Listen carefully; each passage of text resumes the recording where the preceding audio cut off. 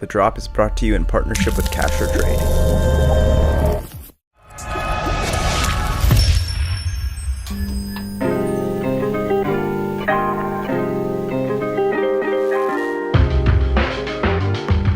Hey, what's up guys? Amar here with The Drop by Osiris. Every Monday we will be bringing you music news from across the industry. Be sure to check out our audio podcast that drops on Mondays as well. That'll expand on some stories and bring you artist interviews and more.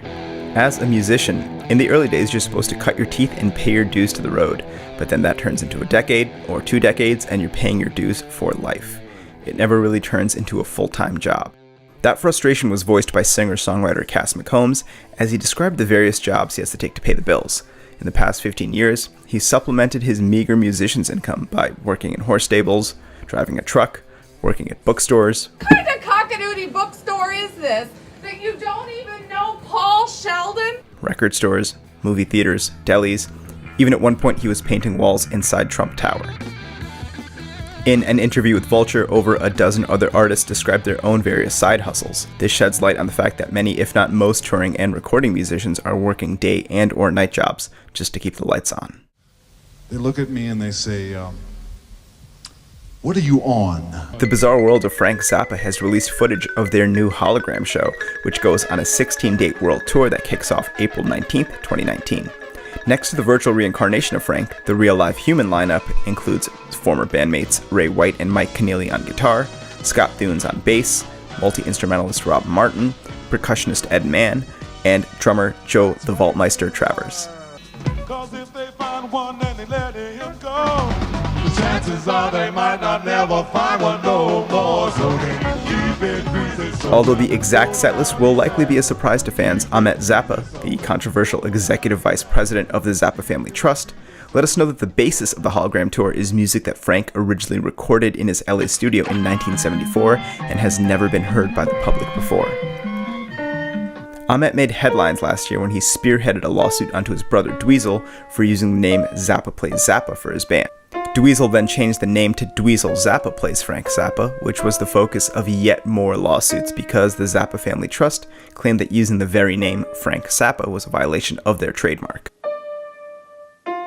This led Dweezil to call his next tour the Cease and Desist Tour, with the band name Dweezil Zappa Plays Whatever the Fuck He Wants.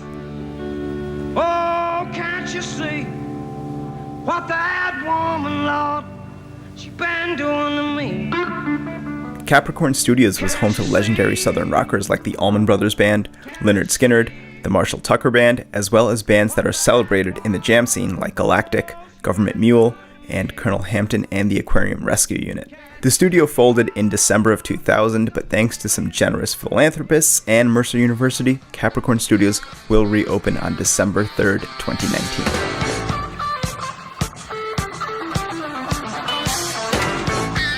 Along with the newly renovated studio space and a new name, Mercer Music at Capricorn will be a 20,000 square foot complex in Macon, Georgia that will shine a spotlight on the history behind Capricorn Records. The new complex will also include a music incubator, over a dozen rehearsal rooms that will be available to musicians 24 hours a day, 7 days a week.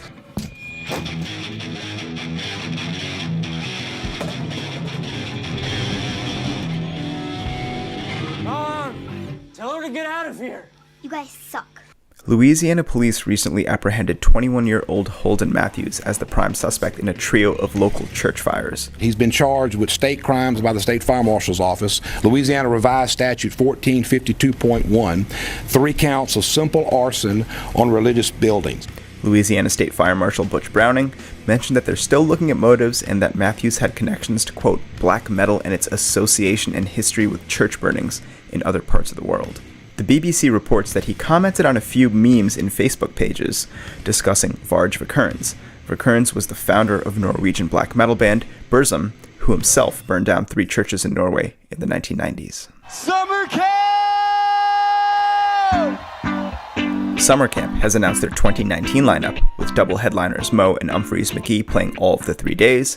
The festival will also feature STS9, Toots and the Maytals, Ben Harper, the Chris Robinson Brotherhood, Carl Denson and the Tiny Universe, as well as dozens of other acts.